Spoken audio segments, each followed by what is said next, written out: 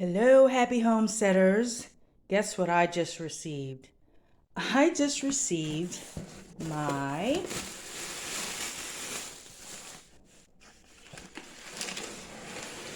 asparagus. Yay! I'm so excited. Ah, those roots are crazy. So these are jumbo bare root asparagus that I got. They're Jersey Night hybrid. I just got these from Gurney's, and these are 3-year-old stock. So I should be able to start harvesting if there's a good harvest by next year. Um, regular asparagus takes what, like 4 years before you can harvest it. So it may be 2 years. I mean, like I said, I'm gonna feel it out and see how it looks next year, but I am really happy to get these into the ground. So first, I have to soak the roots. I already have my bed prepped. Um, Not too many shriveled roots here. They are pretty thick and healthy. And yeah, I'm going to give them a soak. And then we're going to go ahead and plant them today.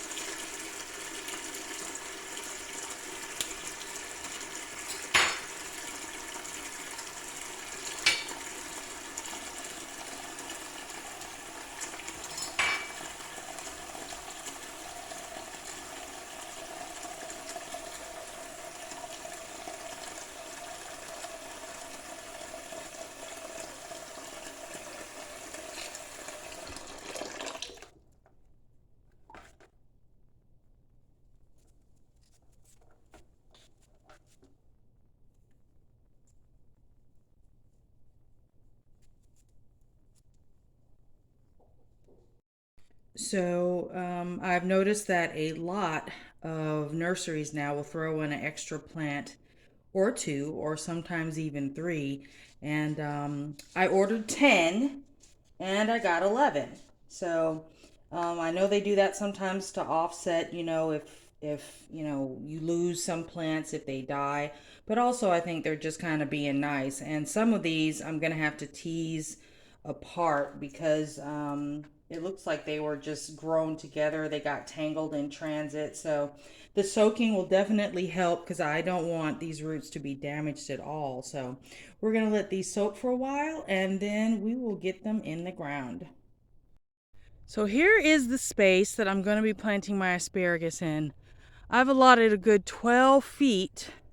Actually, I could go even further along this line because these roots are pretty long.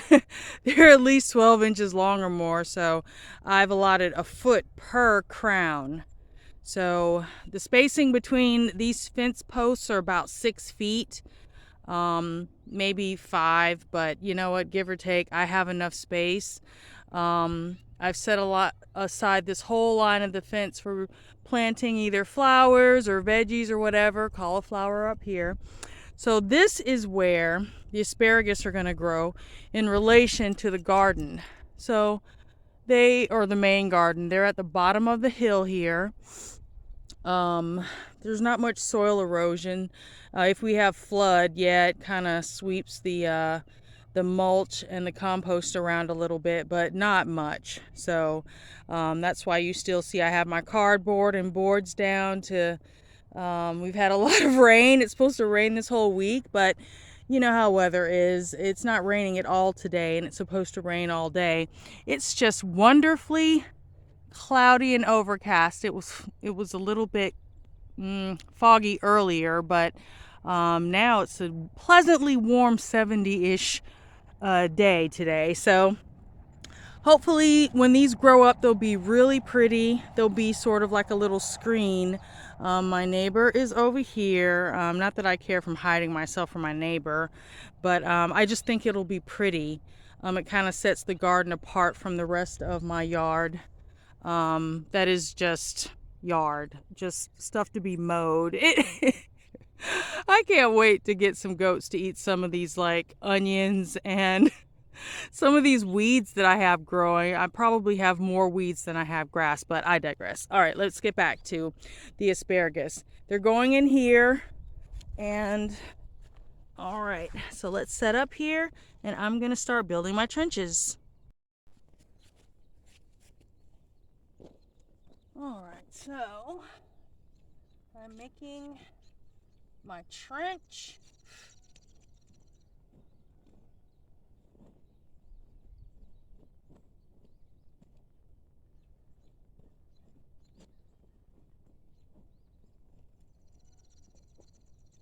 All right, let's take my asparagus and fan them out.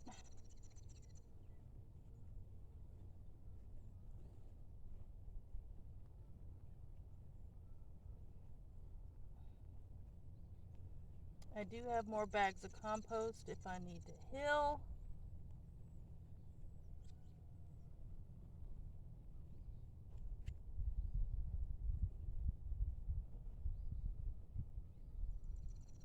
All right.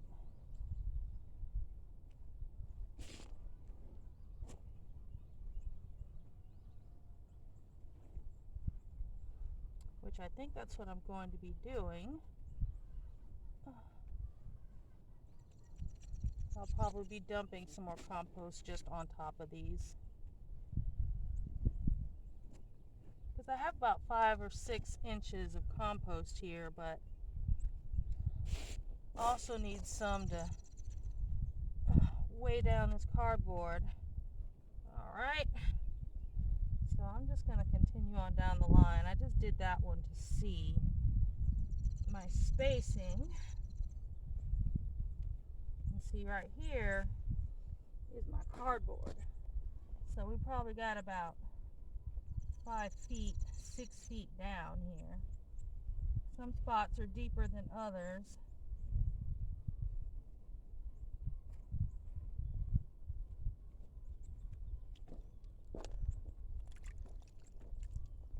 Ooh, that one's really long.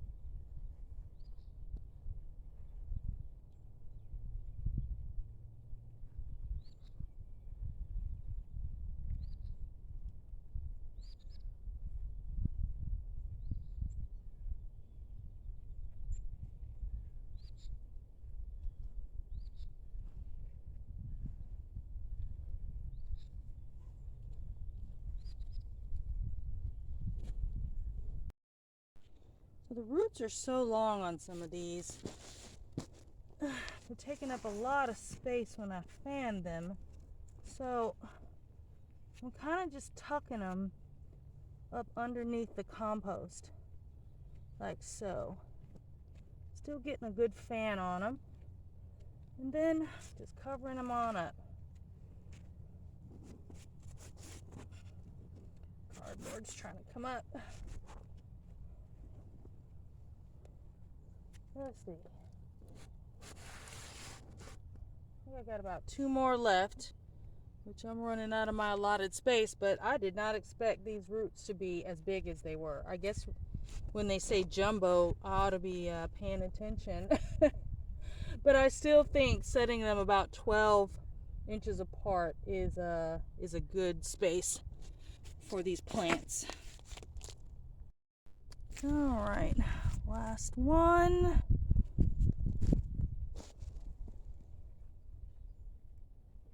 The ants found me. I've got to hurry up. I swear, I don't know if you guys have this problem, but Georgia has some of the worst. Like, no matter what I do. Oh, this one's big. Ugh. It's like I'm just being attacked by ants constantly. All right. This one's definitely gonna have to be topped.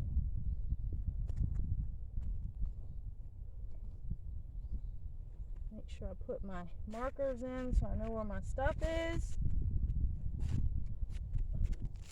All right, now I'm gonna dump some more compost on these and I'll be done with this bed.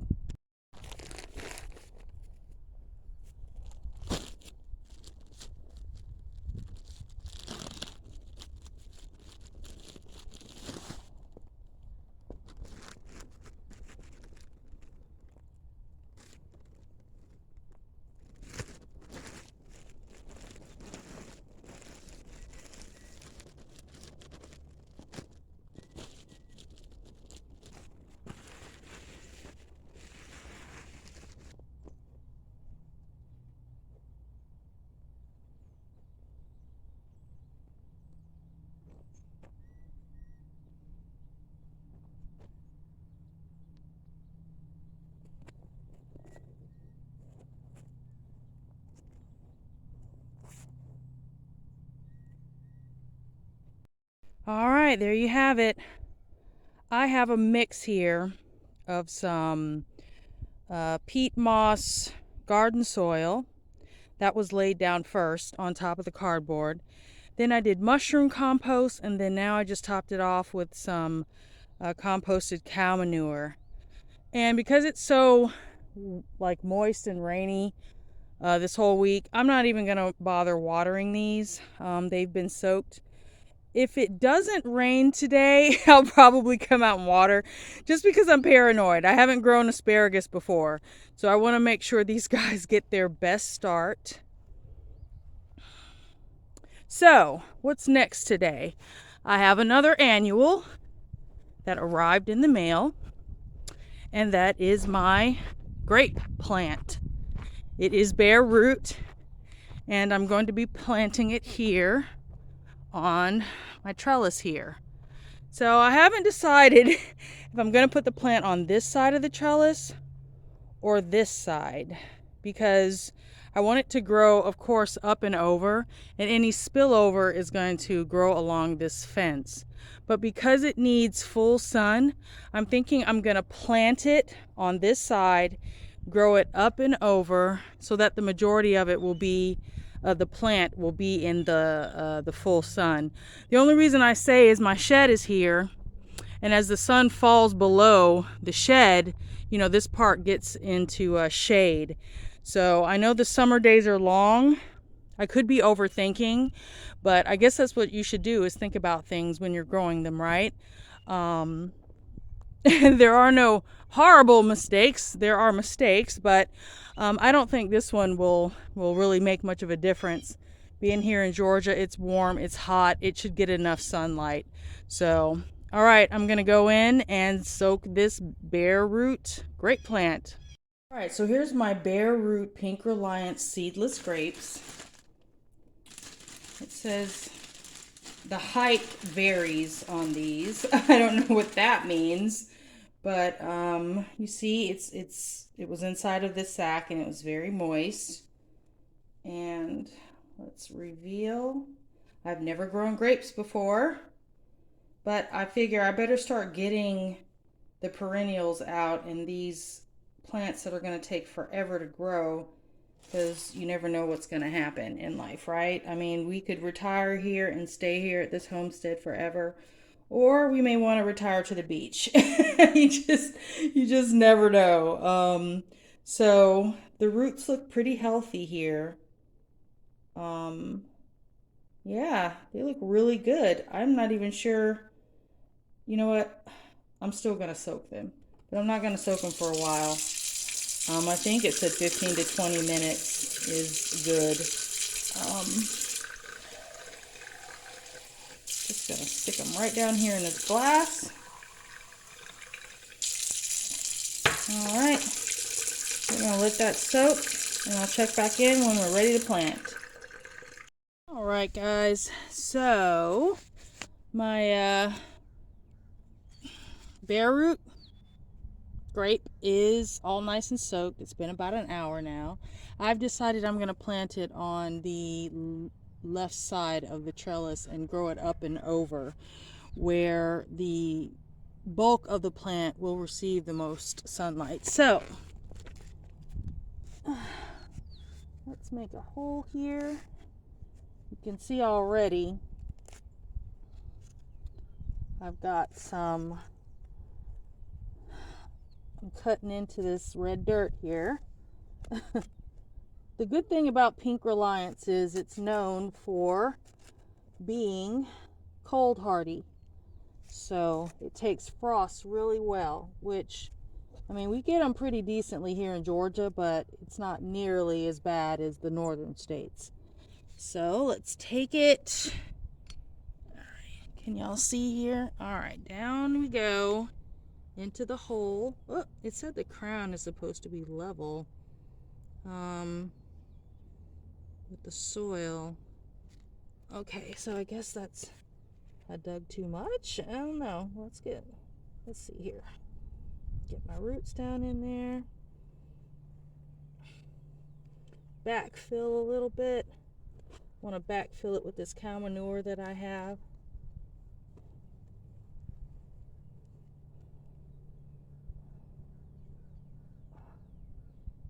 All right. This is all no dig, and I'm gonna mix in. I can't stand this red dirt. You know how it hardens up to like concrete. So, all right, and I'm gonna use the water I soaked it in. All right. So, there we have it. Our grape is in. So, for my perennials, of course, I've disturbed some ants over here. So, perennial bed is pretty much done. So, down here along the fence line, I have asparagus. In this bed right here where the onions are growing in, the strawberries are looking good, guys. Check out my video and when I put them in, but see, they are all budding. They've all got leaves on them. I'm so excited. They are all healthy and are doing well. I just have to wait and see how the asparagus and this grape does. Hopefully Cassie won't. Will you? Did you guys see that? Oh my God. Hopefully, if Cassie doesn't destroy it, I'll have this this grape will start budding, and then I will go ahead and train it onto this trellis here, growing up and over, and then whatever excess will grow along the side of this fence here. I hope you all are doing well. I think next we're going to try for some fruit trees up here in the orchard area. Well, I'm calling it orchard. There's only one peach tree that's producing. I want to get some standard apple trees, and then maybe over here I'll get a couple of those little mini columnar apple trees that Gurney's sells. Those are pretty cute. I guess they're like patio apple trees and patio fruit trees. So they're dwarf sized trees. So we'll see. As for now, I am just excited to see how the garden's going to look. And I will tune in with you in a couple of weeks just to see, check in, let you see how the plants are producing. And, oh, you guys, I got to get this slug magic. I don't know if you guys have used it before, but I used Sluggo before. But I'm going to need to use this because already with all the rain, the slugs are at it and they're going to start trying to eat the seedlings. So if you haven't gotten yours, I suggest you start now because it looks like we're going to have some rainy spring days ahead. But that's all I have for you. I hope you all are doing well. Cassie and I are going to sign off here. And peace and blessings. We'll see you next time. Bye-bye.